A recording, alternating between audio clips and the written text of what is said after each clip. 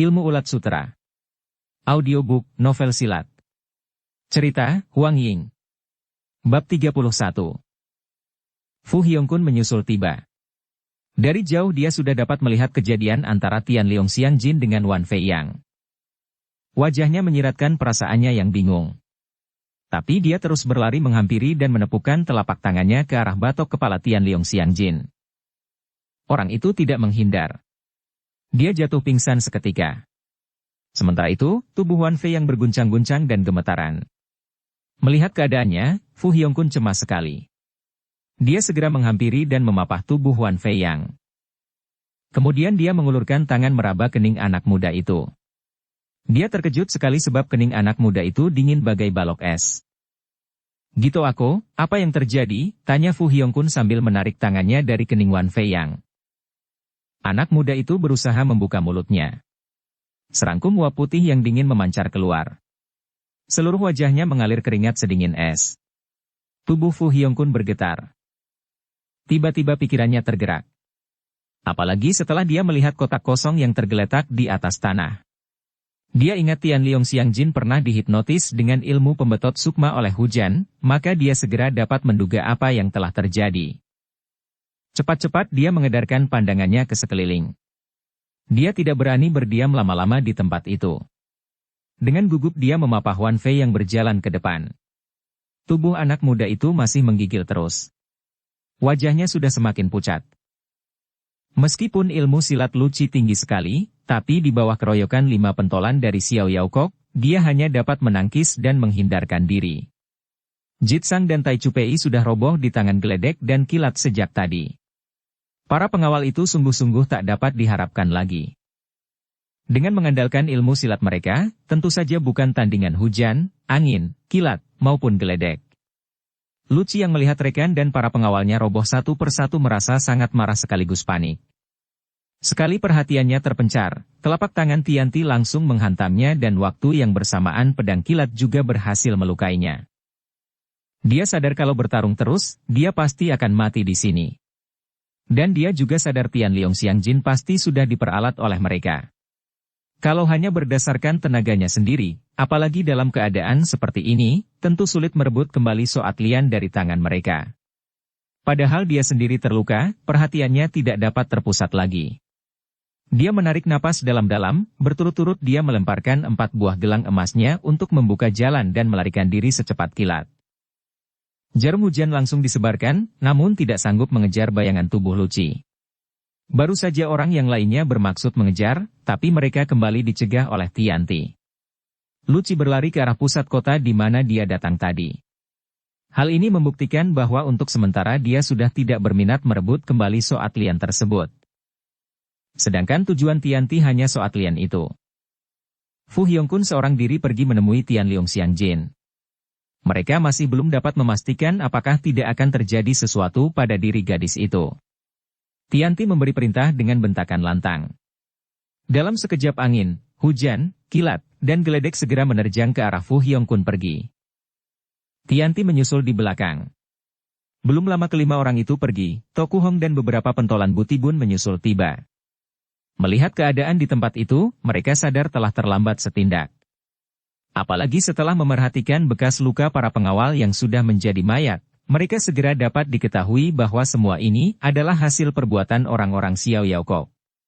Mereka hanya berdiri terpaku sambil menarik napas panjang. Bagaimanapun tidak terpikir oleh mereka bahwa hasil kerja orang-orang Xiao Yaokok juga sia-sia belaka. Soat Lian yang diperebutkan itu sekarang sudah berada dalam perut Wan Fei yang. 47 hari kemudian, Fu Hongxun sudah kurus banyak, tapi wajahnya malah selalu ramai oleh senyuman. Wan Fei yang masih terendam dalam segentong air yang permukaannya terus menggelegak dan mengepulkan uap putih. Air itu air panas. Saat itu Wan Fei yang sedang berendam di dalamnya untuk mempertahankan nyawa. Soat Lian dari pingsan itu mengandung daya im yang tinggi sekali. Juga merupakan pusaka tak ternilai satu-satunya di dunia. Tentu saja kelak akan tumbuh Soat Lian semacam itu lagi. Tapi hal itu baru akan terjadi lagi 1000 tahun kemudian. Siapa yang dapat menduga apa yang akan terjadi 1000 tahun kemudian? Bagi orang yang penyakitnya tidak parah atau hanya ingin menambah kekuatan tenaga dalam, hanya dengan menggunakan sedikit saja dari soat lian tersebut, atau dengan kata lain sehelai bunganya saja sudah dapat memperlihatkan khasiat yang tidak terkira. Sedangkan Wan Fei yang menelannya bulat-bulat dan sudah pasti tidak memakai peraturan yang diharuskan. Itulah sebabnya hawa dingin dari soat lian itu langsung menjalar di seluruh peredaran darah tubuhnya. Seandainya tidak ditemukan oleh Fu Hongkun, pasti saat ini dia sudah mati beku. Fu Hongkun sudah cukup lama melakukan berbagai penelitian dalam ilmu pengobatan. Dia paham sekali khasiat soat lian tersebut, juga tahu bagaimana cara memakannya. Tapi ketika hal ini diketahuinya, Wan Fei yang sudah keburu menelan soat lian itu bulat-bulat. Sekarang satu-satunya jalan adalah mencari akal untuk membangkitkan hawa yang ada dalam tubuh Wan Fei yang sendiri untuk membantunya. Dia sendiri belum berani memastikan apakah dengan cara merendam Wan Fei yang dalam air panas ini ada manfaatnya atau tidak. Namun ini hanya jalan satu-satunya untuk mempertahankan nyawa Wan Fei yang. Dia harus memberanikan diri untuk mencoba. Setelah berjalan 7 hari, dia baru membawa Wan Fei yang ke tempat ini. Pada waktu itu, seluruh tubuh Wan Fei yang sudah kaku, kulitnya sudah membeku seperti es. Setelah berendam 1 hari 1 malam di dalam gentong berisi air panas, kesadaran Wan Fei yang baru pulih kembali. Sekarang dia sudah bisa membangkitkan hawa murninya. Bahkan peredaran hawa murni dalam tubuhnya jauh lebih deras daripada sebelum dia terluka. Tapi dia tetap tidak keluar dari dalam gentong berisi air panas tersebut. Dia tidak lupa apa yang dikatakan Fu Hongkun, bahwa dia harus menembus seluruh urat nadinya yang tersumbat dan bahkan yang sudah tergetar. Kalau tidak, tenaganya tetap tidak dapat pulih meskipun hawa murninya sudah mengalir. Malah ada kemungkinan semakin parah. Fu Hongkun tetap menjaga dan merawatnya tanpa mengenal lelah. Melihat jerih payah usaha gadis itu untuk menyembuhkannya, Wan Fei yang merasa terharu dan sangat berterima kasih. Setiap hari apabila dia membuka matanya, pasti dia mengucapkan beberapa kata untuk menyatakan penghargaannya dan rasa terima kasihnya. Demikian juga hari ini. Fuko Unio, kau sampai mencapaikan diri merawatku sedemikian rupa, ucapan Wan Fei yang baru setengahnya saja sudah ditukas oleh Fu Hongkun. Kau merasa tidak enak hati, merasa sangat terharu, bukan? Fu Hongkun menggelengkan kepalanya. Entah sudah berapa kali kau mengucapkan kata-kata seperti ini. Dia mengambil sebutir telur dari permukaan air yang menggelegar itu dan mengupasnya. Dengan penuh kesabaran serta perhatian dia menyuapkannya ke mulut Wan Fei yang. Telur itu sudah matang sekali. Pada dasarnya, air tempat Wan Fei yang merendamkan diri memang seperti sepanci air yang baru mendidih. Wan Fei yang menelan telur itu sedikit demi sedikit. Dia menarik napas panjang. Ada suatu persoalan yang membuat hatiku resah dan terasa sangat bersalah, katanya. Persoalan apa lagi? Demi aku, kau sudah tinggal di sini beberapa hari. Orang-orang rumahmu pasti khawatir sekali. Mereka hanya bisa memaksa aku melakukan hal-hal yang tidak ingin aku lakukan, sahut Fu Hongkun dengan nada sedih. Wan Fei yang semakin terharu. Kadang-kadang aku malah merindukan sebuah keluarga yang tidak bosan-bosannya memarahi aku. Fu Hongkun tertegun. Apakah kau sudah yatim piatu? Semestinya aku masih mempunyai seorang kakek luar. Akhirnya dia dibunuh juga. Wan Fei yang menggertakkan giginya erat-erat. Aku tidak akan pernah melupakan pedang yang panjang kurang lebih 5-6 cun dan bercahaya bagai kilat itu. Sekali lagi Fu Hongkun tertegun. Siapa kau sebetulnya? Mengapa begitu banyak orang yang tidak senang terhadapmu? Sebetulnya aku sendiri juga kurang mengerti. Wan Fei yang tertawa getir. Sejak kecil aku sudah dibawa ke Butong San. Rupanya kau adalah murid Butong Pei. Hanya pantas disebut seorang bawahan, sahut Wan Fei yang sambil mengenang masa lalunya yang pahit. Di atas gunung, setiap orang selalu menghina aku.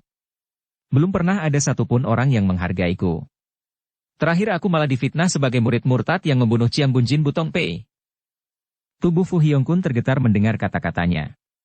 Gitu aku, sebetulnya apa marga keluargamu?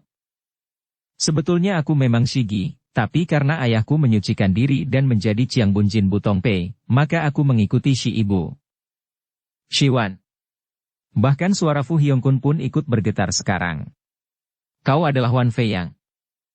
Wan Fei yang menganggukkan kepalanya tanpa rasa curiga sedikit pun. Tentunya kau juga sudah mendengar selentingan di dunia Kangou. Semua itu hanya fitnahan dan siasat agar aku terjebak. Fukounio, coba kau bayangkan, bagaimana mungkin aku akan membunuh ayahku sendiri? Wan Fei yang menundukkan kepalanya rendah-rendah. Tapi mereka semua tetap tidak percaya.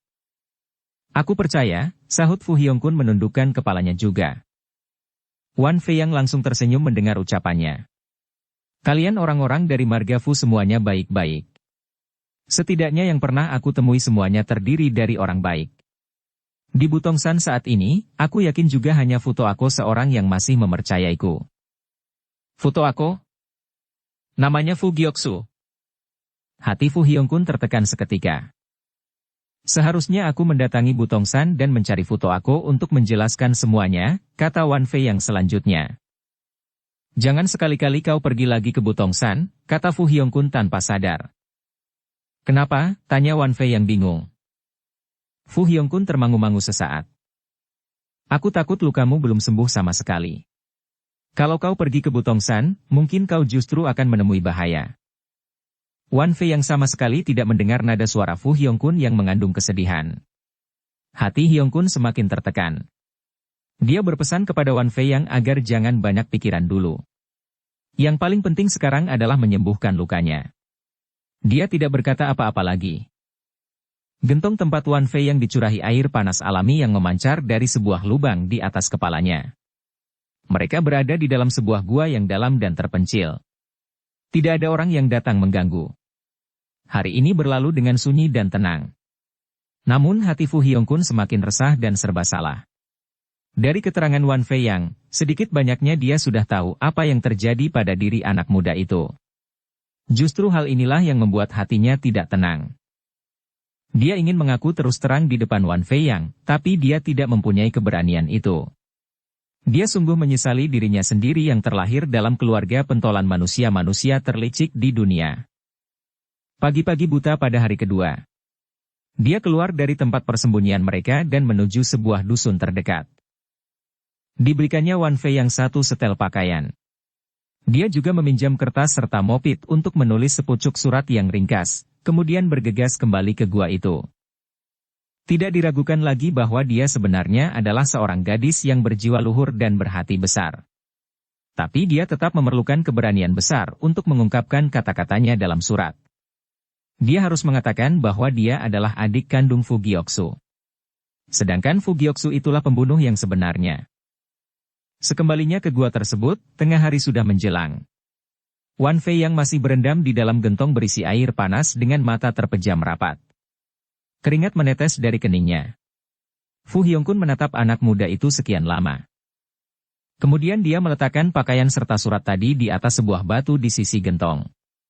Dengan hati tertekan dia menyeret langkah kakinya meninggalkan tempat itu. Perlahan dia berjalan keluar. Baru sampai di luar gua, dia langsung melihat seseorang. Orang itu mengenakan pakaian abu-abu dan memakai sebuah topi pandan di atas kepalanya. Seperti sebuah patung, dia berdiri tegak di depan gua.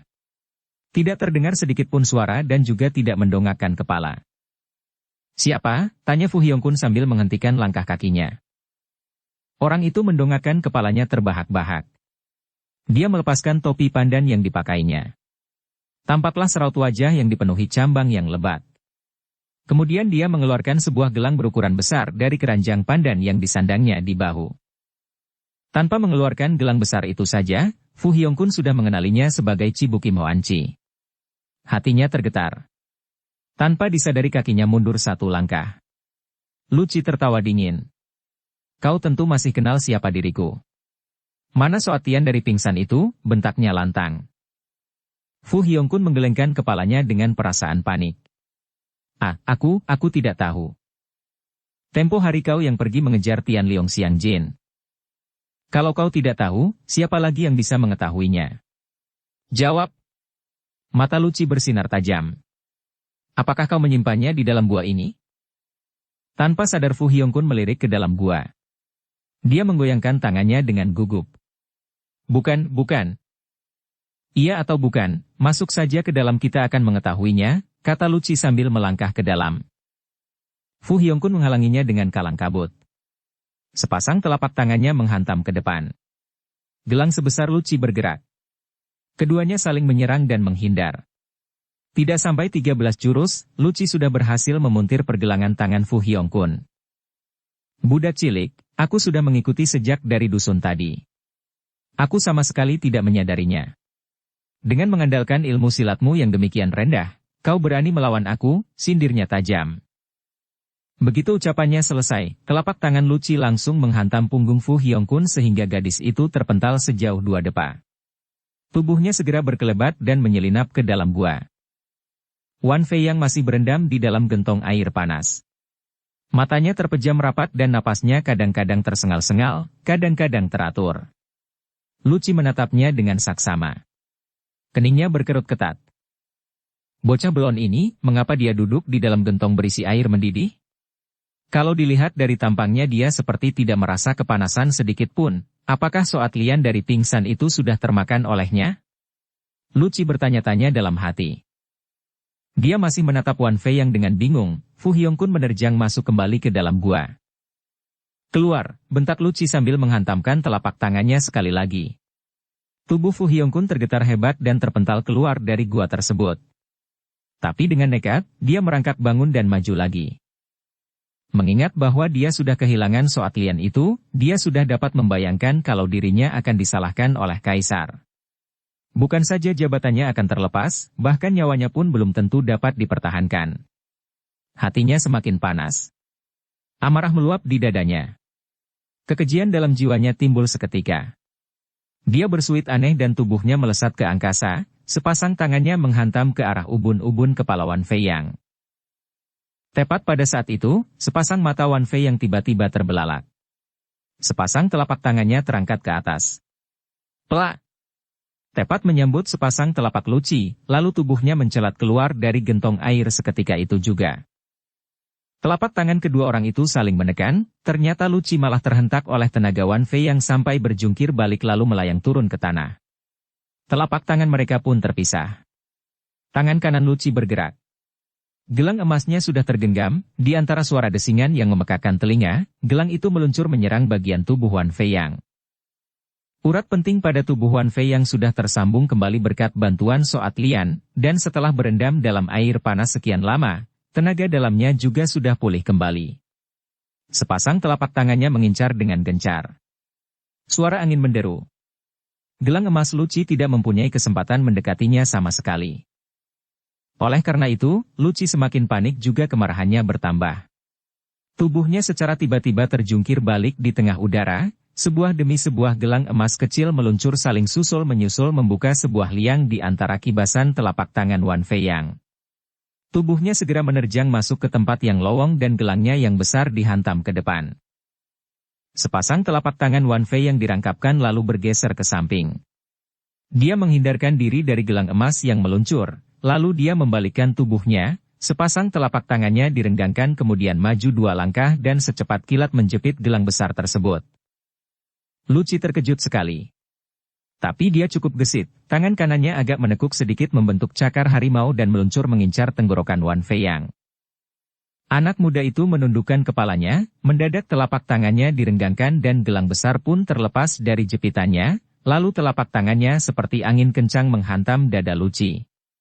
Sebetulnya dia hanya bermaksud menggetarkan tubuh Luci agar menjauh darinya, tapi dia lupa pernah mempelajari salah satu dari butong Liong Kiat yang terkenal, yaitu Pik Lek Chiang.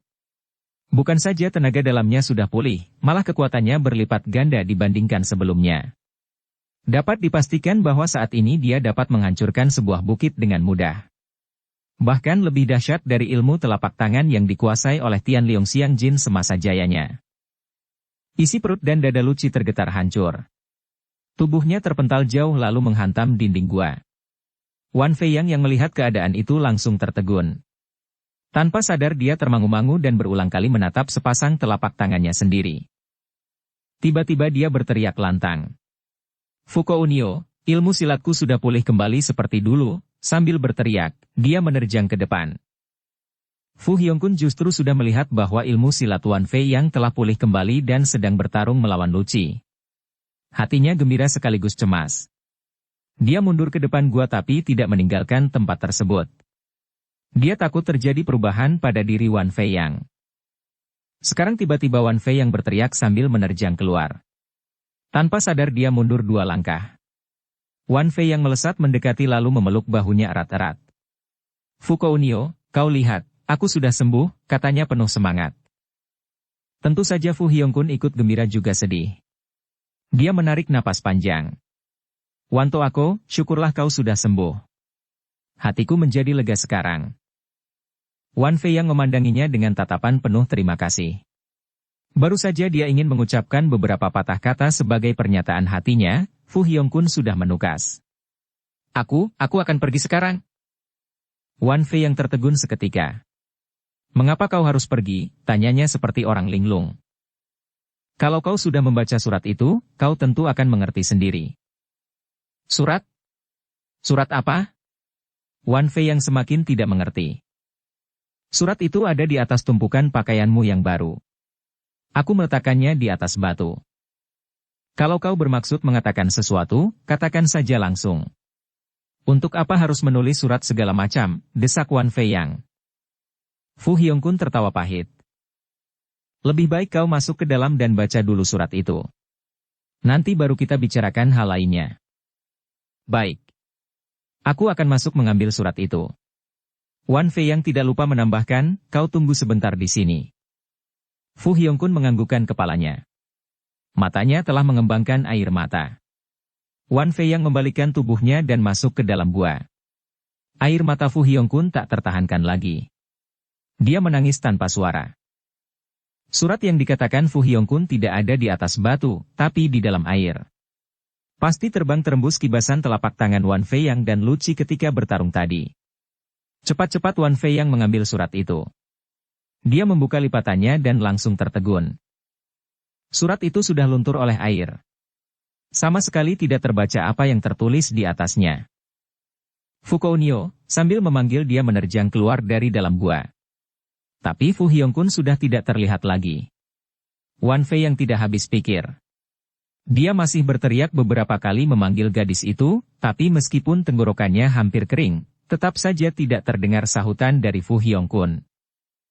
Akhirnya Wan Fei yang menerjang terus ke depan. Khasiat Soat Lian telah menyebar secara menyeluruh dalam jangka waktu 7 minggu, yakni 49 hari. Dia berteriak memanggil dengan suara mengandung tenaga dalam yang tinggi. Tentu saja kumandang suaranya dapat terpancar sampai jauh. Mana mungkin Fu Hiyongkun tidak mendengarnya?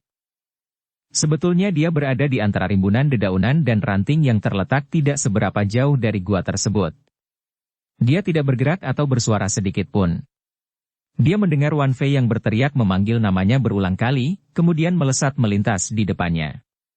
Hampir saja dia tidak dapat menahan hatinya untuk memanggil pemuda itu, namun akhirnya dia mengeraskan hatinya juga. Dia memandang bayangan tubuh Wan Fei yang menghilang di kejauhan. Tanpa dapat dibendung lagi, air matanya mengalir dengan deras. Tubuh Wan Fei yang melesat seperti angin. Sebentar saja dia sudah berlari kurang lebih 10 li. Tentu saja sepanjang jalan dia tidak berhasil menemukan jejak Fu Hiyongkun. Dia berlari lagi sejauh setengah li. Akhirnya dia menghentikan kakinya. Baru saja dia membalikkan tubuhnya untuk kembali, telinganya mendengar suara teriakan dan benturan senjata orang yang sedang bertarung. Pikirannya tergerak. Dia langsung melesat ke arah sumber suara tadi.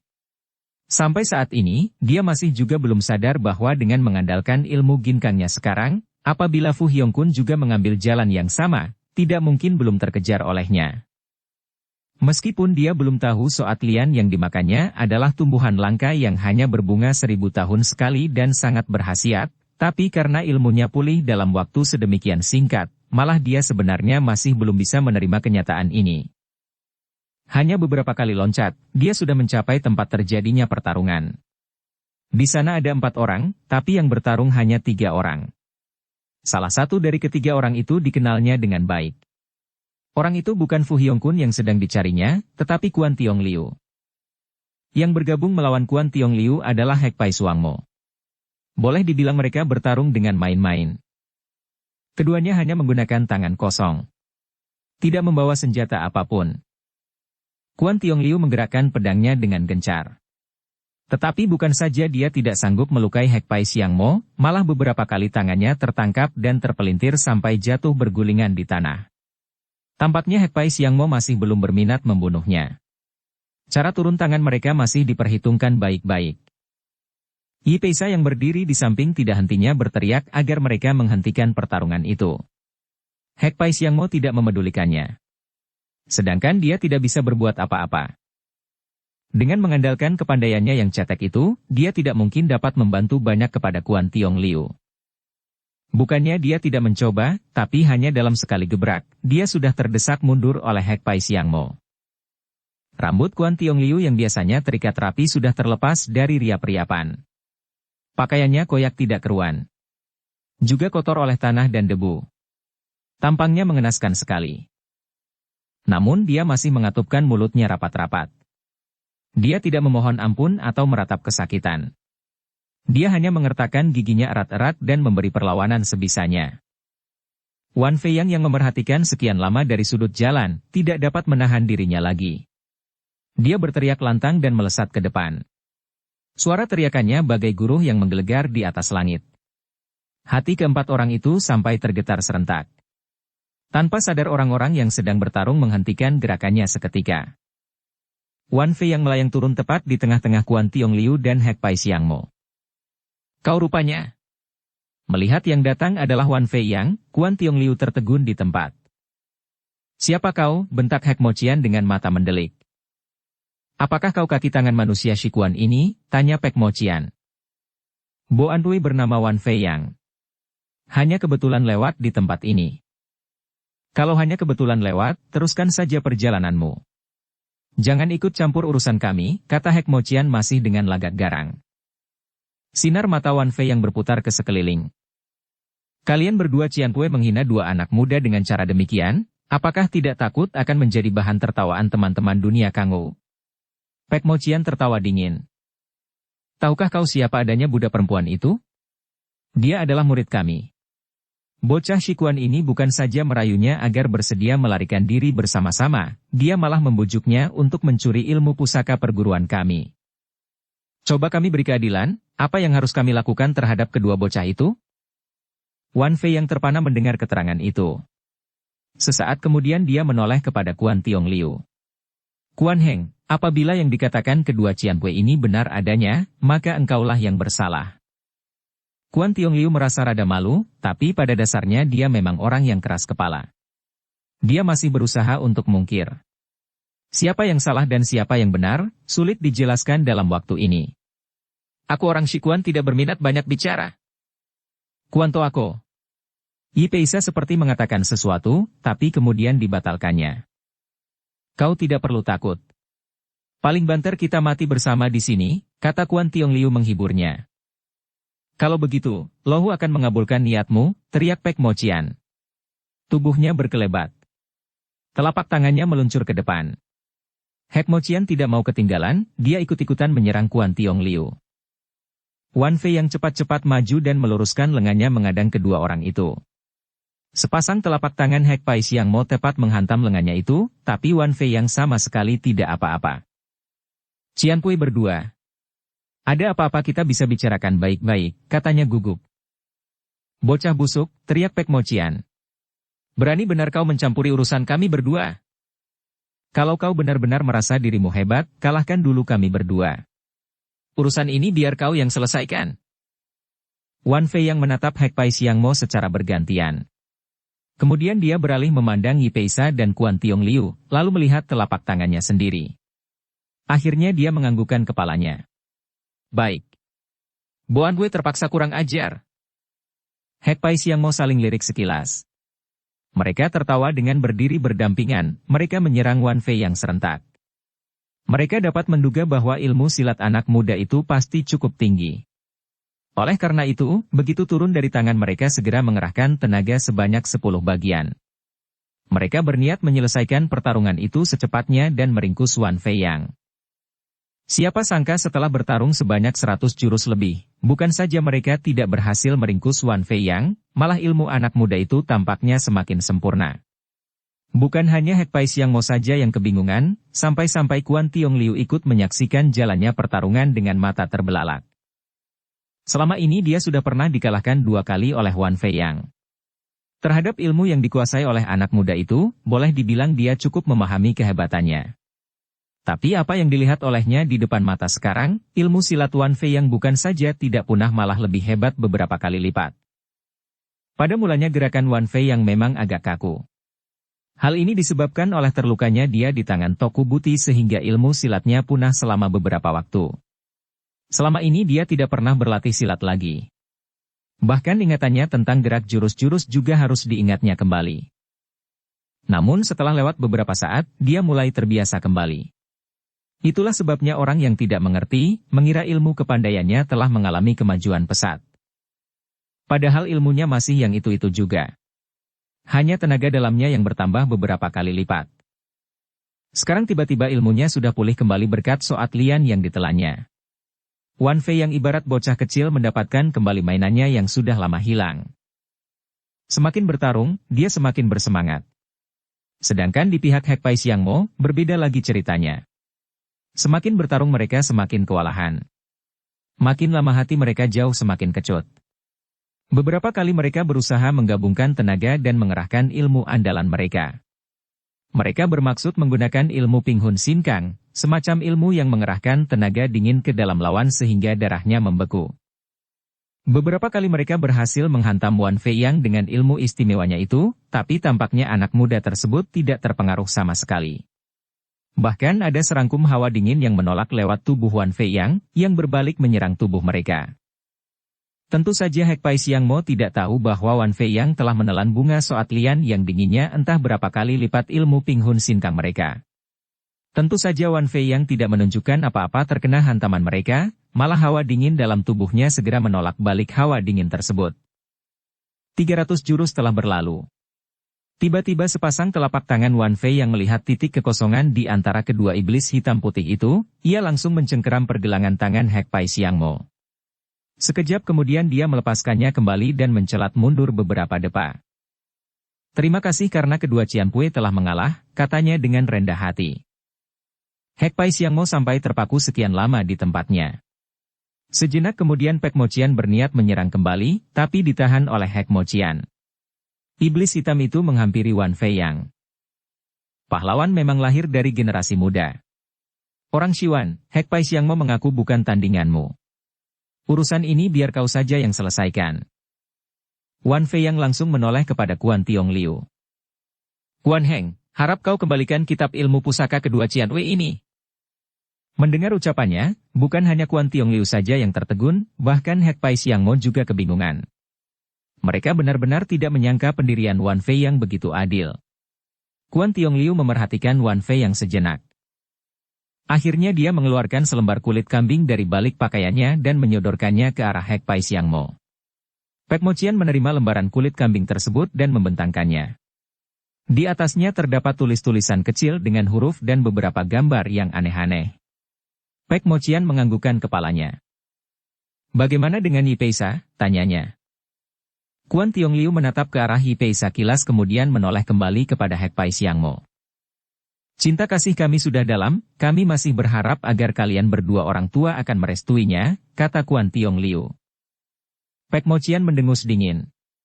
Kami tidak bertanya kepadamu. Yi Peisa, kau jawab sendiri. Yi Peisa langsung menjatuhkan diri berlutut di hadapan kedua iblis hitam putih. Harap suhu berdua maafkan murid yang tidak berbakti ini. Wajah Pek Mo Qian langsung berubah. Dia tertawa dingin. Kalau begitu kau pun sudah mengambil keputusan untuk mengikutinya. Yi Peisa mengalirkan air mata tanpa menyahut. Kalau niatmu sudah demikian, kau dengar baik-baik. Mulai saat ini hubungan kau sebagai murid dengan Hek Pai Siang Mo sebagai guru putus sampai di sini saja. Suhu, ratap Yi Peisa. Hek Mo Qian mengibaskan lengan bajunya. Kau tidak pantas memanggil kami dengan nama demikian lagi. Kami juga tidak pantas menerimanya, sindirnya ketus. Hek Mo Qian membalikkan tubuhnya dan berjalan menghampiri Wan Fei Yang. Dia berhenti di depan anak muda itu. Bocah Siwan, kau adalah orang yang berbakat tinggi dalam ilmu silat. Tetapi kau harus hati-hati terhadap manusia-manusia dunia Kangou yang licik. Mereka bisa saja mencelakaimu, katanya dengan hati tulus. Dia mengedipkan matanya kepada Pek Mo Chian. Tubuh mereka mencelat dalam waktu yang bersamaan dan sebentar saja sudah menghilang dari pandangan. Wan Fei yang menoleh kembali. Kebetulan Kuan Tiong Liu pun sedang memandangnya, dua pasang mata saling menatap. Kuan Tiong Liu langsung memperdengarkan suara tertawa dingin. Biarpun kau sudah menggebam mereka dari sini, aku tetap tidak akan berterima kasih kepadamu. Wan Fei yang jadi terpana mendengar ucapannya. Kuan Heng, kau. Tanya Pek Mo Chian. Kau tidak perlu memanggil aku semesra itu. Aku juga tidak mempunyai saudara yang kampungan sepertimu. Kuan Tiong Liu menoleh kepada Ipeisa. Mari kita berangkat. Wan Fei yang masih berdiri termangu-mangu. Setelah berjalan kurang lebih setengah, Ipeisa masih menangis terus. Kuan Tiong Liu menghentikan langkah kakinya. Dia mengusap air mata yang mengalir di pipi Ipeisa dengan lengan bajunya. Jangan sedih lagi, katanya menghibur. Suhu sudah tidak mengakui aku lagi, sahut Ipeisa masih mengalirkan air mata. Bukankah lebih baik kalau ada aku yang mendampingimu? Kuan Toako, kau jangan tinggalkan aku. Ipeisa menyusupkan kepalanya ke dalam dada Kuan Tiong Liu. Jangan khawatir. Kemanapun aku pergi, aku akan membawamu serta. Mata Kuan Tiong Liu beredar. Untung saja kita sudah menghafal ilmu pusaka kedua suhumu itu. Lalu apa yang harus kita lakukan kelak? Kita harus mencari suatu tempat untuk tinggal sementara. Tunggu sampai aku berhasil mempelajari Pinghun Sinkang dan menyempurnakan Logjit Kiam Hoat yang sudah aku kuasai. Setelah itu baru kita pikirkan lagi apa yang akan kita lakukan. Bocah Siwan yang menolong kita tadi, siapa dia sebetulnya? Dia bukan orang baik-baik, kening Kuan Tiong Liu bertaut erat. Aku pernah mendengar bahwa ilmu silatnya sudah punah oleh Mhit Hip Sinkang milik Toku Buti. Tapi kalau melihat kenyataannya tadi, bukan saja ilmunya tidak punah, bahkan lebih hebat dari sebelumnya. Apakah dia mendapatkan mukjizat yang tidak terduga? Dari mata Kuan Tiong Liu terbersit sinar dendam dan iri. Berita yang tersebar di dunia Kangou bukan saja tepat, tapi juga cepat. Tentang ilmu silat Wan Fei yang sudah pulih kembali, bahkan sanggup mengalahkan Hek Pai Siang Mo sudah tersebar kemana-mana. Namun Toku Hong sama sekali tidak tahu. Karena selama hampir sebulan ini dia tinggal di gedung keluarga Lu. Maksudnya datang ke rumah Luang untuk mencari Wan Fei Yang, tapi Wan Fei Yang tidak ada. Luang sendiri tidak tahu kemana perginya anak itu. Toku Hong hanya meninggalkan pesan kepada Luang agar memberitahu Wan Fei Yang bahwa dia datang mencarinya. Nanti setengah bulan kemudian dia akan datang lagi. Toku Hong memang datang kembali, malah beberapa kali. Namun dia tetap tidak bertemu dengan Wan Fei Yang. Justru hubungannya dengan Luang semakin akrab. Akhirnya dia malah tinggal di rumah orang tua itu. Sebetulnya hal ini malah sebuah keuntungan bagi Luang. Tentu saja dia tidak tahu dengan adanya Toku Hong di rumah itu, mereka sekeluarga terhindar dari bencana kematian. Kalau tidak, Kong Sun Hong pasti sudah menyerbu gedung tersebut dan memaksa Luang mengatakan di mana Soat Lian dari pingsan itu. Apabila orang tua itu tidak bisa menjawab, sudah pasti dia akan membunuhnya. Selama ini sikap Toku Hong terkenal tidak sabaran. Dengan menunggu sampai begitu lama di gedung keluarga Lu tanpa mengeluh, dia sendiri hampir tidak mengerti apa sebabnya. Apakah Wan Fei yang demikian berarti baginya? Ketika kesabarannya habis dan tidak sanggup menunggu lebih lama lagi, dia segera memohon diri kepada Luang. Baru saja dia meninggalkan gedung keluarga Lu tidak seberapa jauh, Wan Fei Yang pun kembali. Mereka berjalan dari arah yang berlawanan. Toku Hong masih tidak menyadarinya.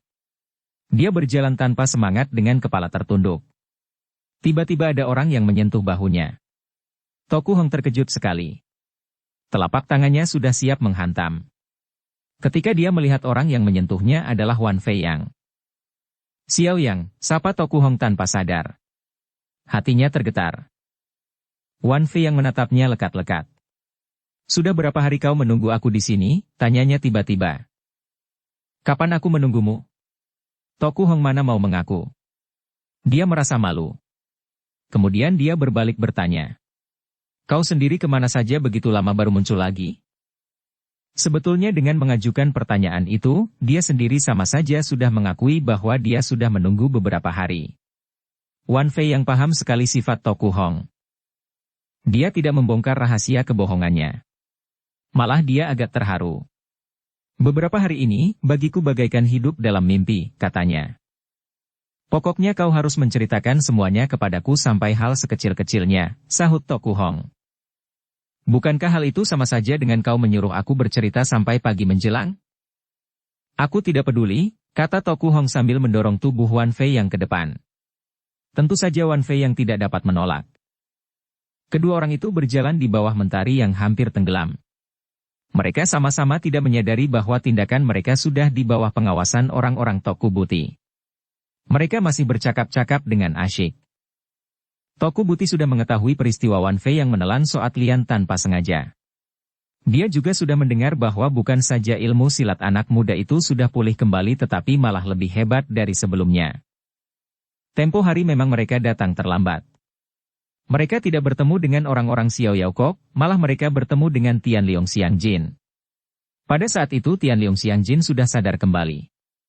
Dia memang terkena ilmu pembetot sukma hujan, tapi karena tepukan Fu Hongkun di belakang kepalanya, pengaruh ilmu pembetot sukma itu malah hilang seketika.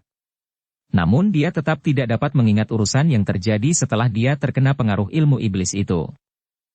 Toku Buti menggunakan segala cara untuk memaksanya berbicara.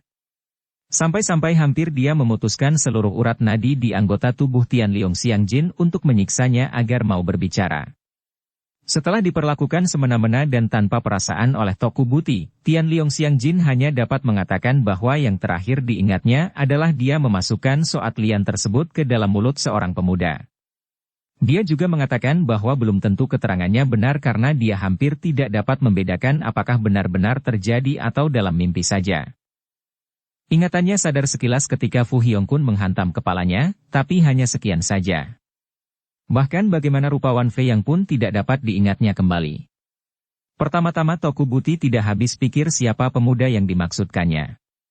Sampai mendengar kabar tentang Wan Fei yang berhasil mengalahkan Hek Pai Siang Mo, dia segera sadar apa yang telah terjadi.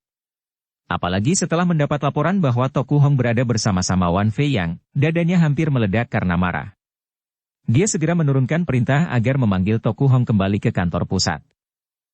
Toku Hong yang menerima perintah itu tidak segera pulang. Malah beberapa anak buah Toku Buti yang digotong pulang. Ketika ditanyakan, mereka serentak memberi jawaban bahwa Toku Hong tidak bersedia pulang.